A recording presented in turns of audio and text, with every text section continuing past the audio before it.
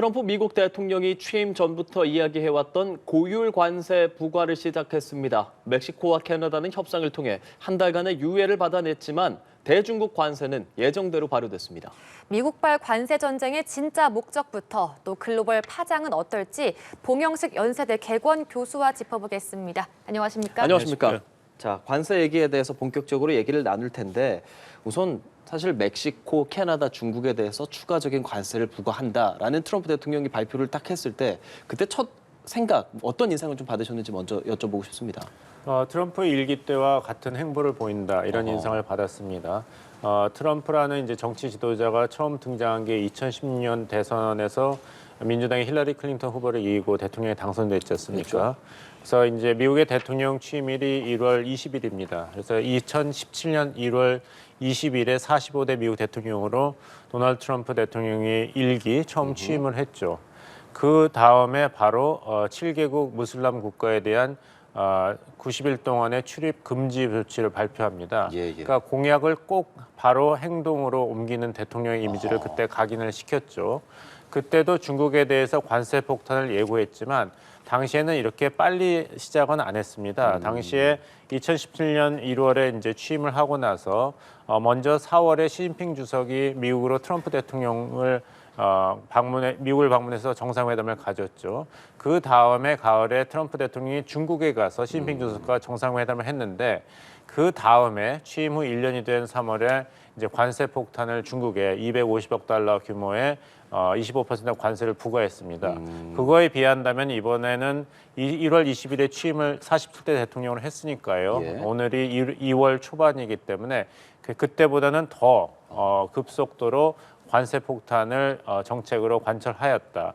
하지만 이렇게 속도를 앞세운 데는 캐나다와 멕시코가 30일간의 유예를 이끌어내면서 미국이 원하는 대로 관세 무역 부분이 아니라 미국 사회를 좀먹고 있는 마약, 펜타닐의 그런 불법 수출에 대해서 책임 있는 행동을 하겠다고 했기 때문에 트럼프 대통령으로서는 나의 이런 관세 정책이 성공하였다고 주장할 수 있는 충분한 그러는 증거를 얻은 것이죠. 그 30일 전격 유예하기로 한 것이 그 협상된, 그러니까 합의된 그 과정도 좀 궁금합니다. 그 합의된 과정도 서로 이렇게 치킨 게임이라고 그러죠. 서로 벼랑 끝 전술을 구사하다 보면 양측이 큰 피해를 입게 되지 않습니까?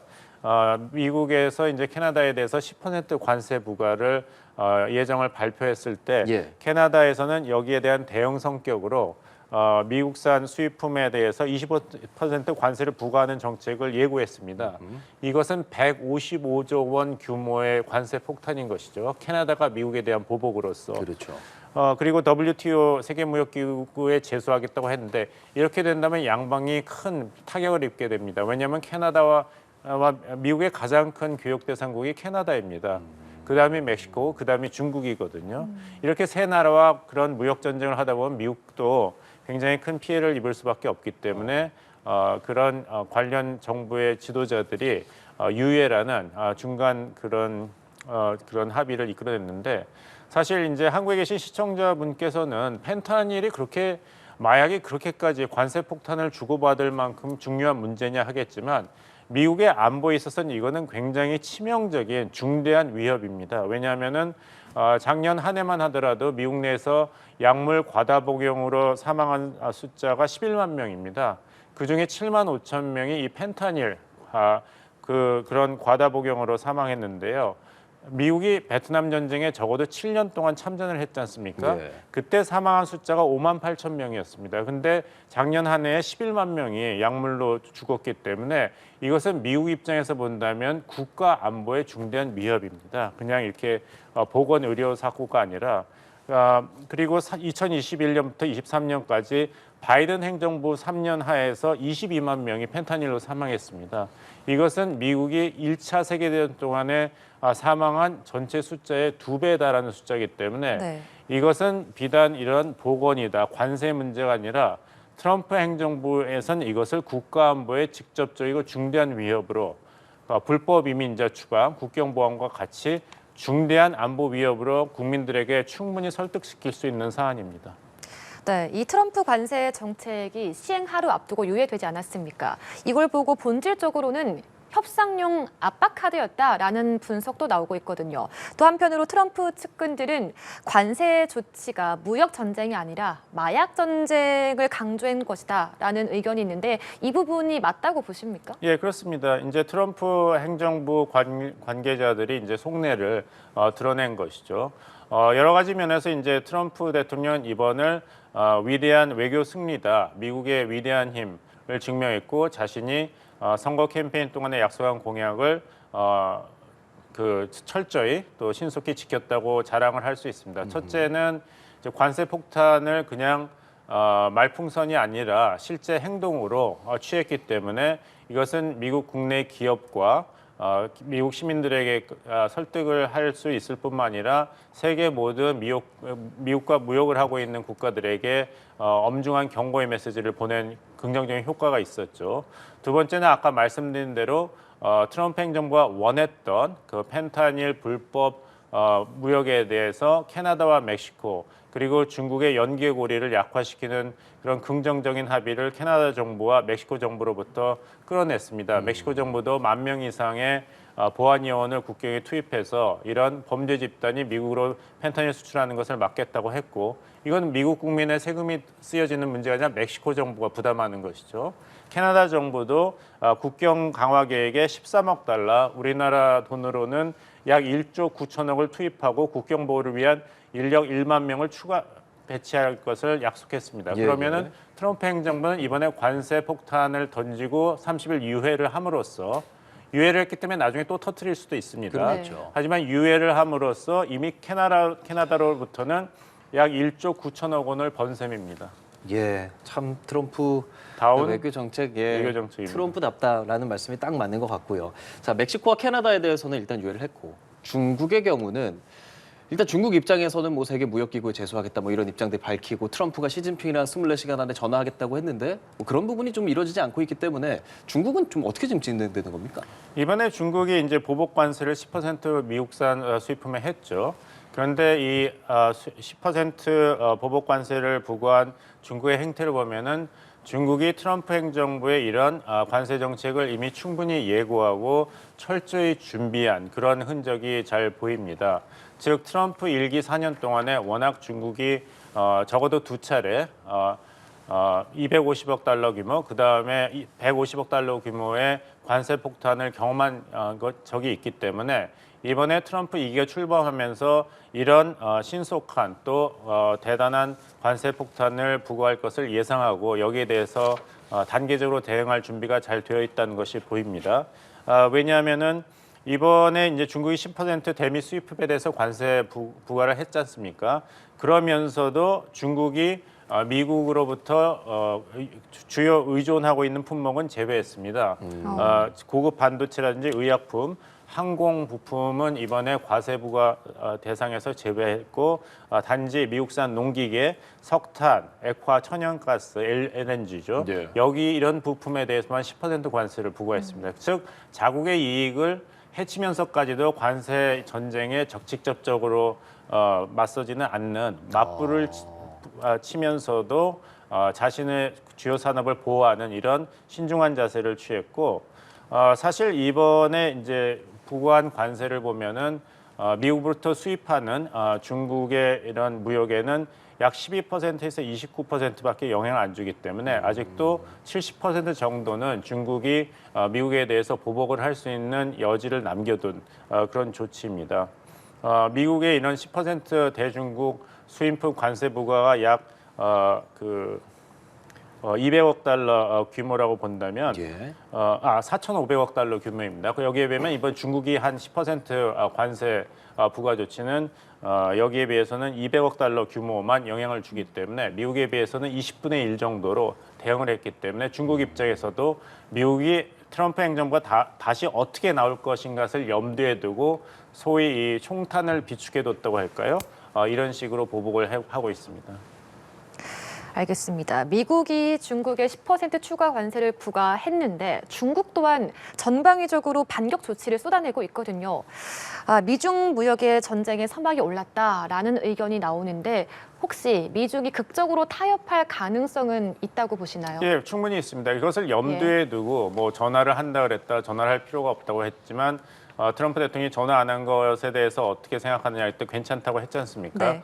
사회자님께서 전방위적으로 중국이 대응을 했다 그랬는데 아직 그 단계는 아니고 전방위적으로 대응할 수 있는 준비를 충분히 갖췄다는 것이 이번에 10% 상계 관세를 부과하는 데서 잘 드러나고 있습니다. 단계적인 대응을 할 준비가 중국은 충분히 되어 있고 이런 메시지를 트럼프 행정부 측에 중국이 전달을 했기 때문에 결국에 전문가와 관계자들의 이야기는 곧 있을 시진핑 주석과 트럼프 대통령 간의 정상회담에서 이것이 타협이 될 것으로 보인다.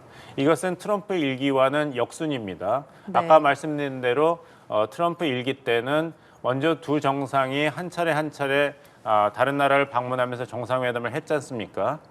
그 다음에 미국은 중국에 대해서 농산품 위주로 25% 관세를 부과했습니다. 이번에는 트럼프 행정부가 먼저 중국에 관세를 던졌습니다. 예. 그다음에 중국도 10% 관세 보복을 했습니다.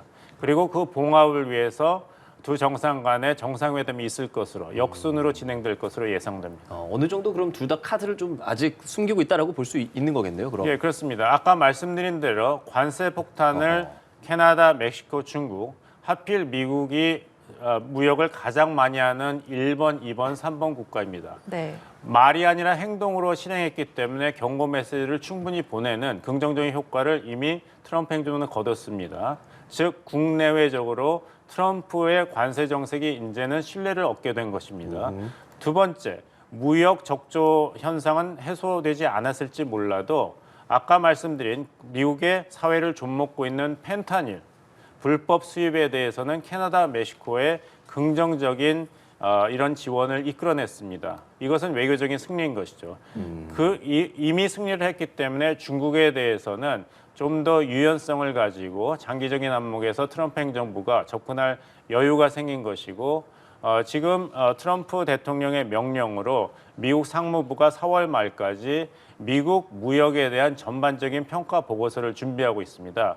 그 보고서의 내용에 따라서 중국에 대해서 트럼프 행정부가 어떻게 대응할지 그런 청사진이 잘 나타날 것입니다. 알겠습니다. 미국이 또 EU 국가들에 대해서도 시간표는 없지만 매우 고지다 뭐 이런 얘기들도 했고 그러면 미국 입장에서는 어느 정도 이제 관세를 주고받고 이런 측면에서 경제적 타격이 있을 수도 있단 말이죠. 현지에서의 반응은 어떻습니까? 현재란 미국 반응입니까? 그렇죠. 그 시장이 제일 싫어하는 것은 나쁜 뉴스가 아니라 뭐 연합뉴스 TV에서 이런 얘기를 합니다만 혼란스러운 뉴스인 것이죠. 시장에 대해서 전망할 수 없을 때가 가장 안 좋지 않습니까? 그러면 지갑을 닫게 되고 기업은 새로운 투자를 주저하게 됩니다. 이번에 10% 대중국 무역 관세를 부과하고 애플, 미국의 테크 기업 중에 가장 대표적인 기업의 주가가 3% 떨어졌다가 회복을 했습니다. 왜냐하면 애플의 매출의 절반이 아이폰인데 전화기인데 그 대부분을 중국에서 생산합니다. 그리고 테슬라도 중국에 공장이 있기 때문에 결국에 가서는 과연 얼마나 이런 출혈을 내상을 감수하면서까지 중국 때리기의 무역 정책을 계속 트럼프 행정부가 증가할 것인지 아무래도 내홍이 있기 때문에 정치적인 부담이 굉장히 크죠. 특히 트럼프 행정부는 바이든 행정부의 경제정책 실패로 당선된 정부이기 때문에 바이든 행정부의 실수를 되풀이하는 즉 살인적인 물가고를 방치하는 식의 무역 정책을 언제까지 계속 4년 내내 구사하기는 힘들 것입니다. 예, 이 트럼프 관세의 타깃이 언제든지 우리나라로도 돌아올 수 있는 거잖아요. 이 부분에 대해서 우리나라는 어떤 방향으로 좀 대책을 세워야 한다고 보시나요? 예, 그렇죠. 아까 말씀드린 또 미국 무역 최대 3대국이 캐나다, 1번, 그다음에 2번 멕시코, 3번 중국입니다. 근데 공교롭게도 이 세 나라가 다 미국과의 무역에서는 흑자를 기록했어요. 캐나다가 500억 달러, 작년 통계, 2023년 통계입니다. 그리고 멕시코가 1,080억 달러, 중국이 3,600억 달러입니다. EU, 그다음 타겟으로 거론되고 있는 우리나라, 그리고 베트남, 대만, 일본도 무역 흑자를 기록하기 때문에 결국에는 이 관세 폭탄이 이 나라, 들에게까지 미치지 않을까. 우리나라도 결국에는 다음 라운드에서는 피해갈 수 없을 것이라는 이제 전망이 나오고 있습니다. 네. 하지만 또 본다면 이제 이런 관세 폭탄을 트럼프 행정부가 보편적으로 모든 나라에게 부과한다면은 결국에는 이 세계 무역 구조가 서로 어느 한 나라만 악영향을 경험하는 것이 아니라 모든 나라가 어려운 똑같은 상황이 되기 때문에 이것이 특별히 한국의 수출입에만 악영향을 미치지는 않는다. 이런 긍정적인 면이 있다는 말씀을 드리겠지만 결국에는 다시 불확실성의 위험을 거론할 수밖에 없는데요. 한국이라는 국가 차원에서는 트럼프 행정부 4년을 어떻게 해서든 견딜 수가 있겠습니다만은 예. 또 대기업들도 이런 뭐 생산 기지를 이전한다든지 다변화하면서 트럼프 4년을 버티는 것도 가능합니다. 문제는 그런 자금력이라든지 장기적인 플랜을 할 수 없는 한국의 중소기업입니다. 특히 한국 중소기업의 이제 주요 시장이 미국과 중국인데 미국 시장이 막히면은 중국 시장으로 오고 중국 시장이 막히면 미국으로 가는 것이 정답이긴 합니다만 문제는 그렇게 녹록지 않은 것이죠. 따라서 우리나라의 이런 대-트럼프 무역 정책에 대한 그런 반응은 이게 국가 차원에서도 생각을 해야 되지만 예. 또 글로벌 기업인 우리나라 대기업 차원에서도 생각해 볼 수가 있지만 이 대기업과 중소기업의 이런 포지셔닝일까요? 네. 그런 대항할 수 있는 능력에 큰 차이가 있다는 것. 그래서 굉장히 어려운 복합 방정식이다라는 말씀을 드리겠습니다. 예, 트럼프 대통령이 또 발언을 하면 어떤 발언을 내놓을지 그렇습니다. 항상 대기업 주목되니까. 입장에서는 예, 트럼프 4년을 버틸 수 있는 어떤 새로운 정책을 제시할 예, 수 예. 있지만 이렇게 투자를 했는데 트럼프 이후에 당선되는 차후 미국 대통령들이 트럼프류의 관세 정책을 계속할 것인지는 아무도 모르는 문제입니다. 예, 트럼프의 발언에 따라서 굉장히 주목이 되는데 또 트럼프 대통령이 내놓은 발언 중 하나가 이거는 또 다른 내용이지만 그 가자 지구를 점령해서 소유할 것이다. 그리고 미국이 관리할 것이다. 이거 좀 어떻게 들어야 되는지 마지막으로 좀 짧게 여쭙겠습니다.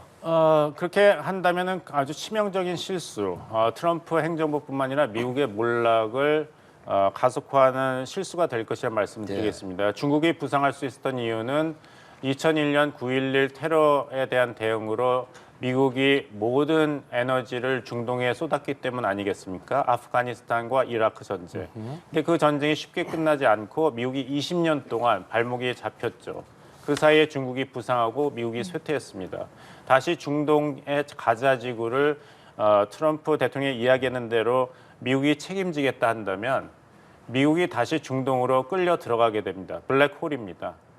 그렇게 된다면은 과연 트럼프가 지향하고 있는 다시 미국을 부강하게 만드는 정책이 실현될 수 있을 것인가?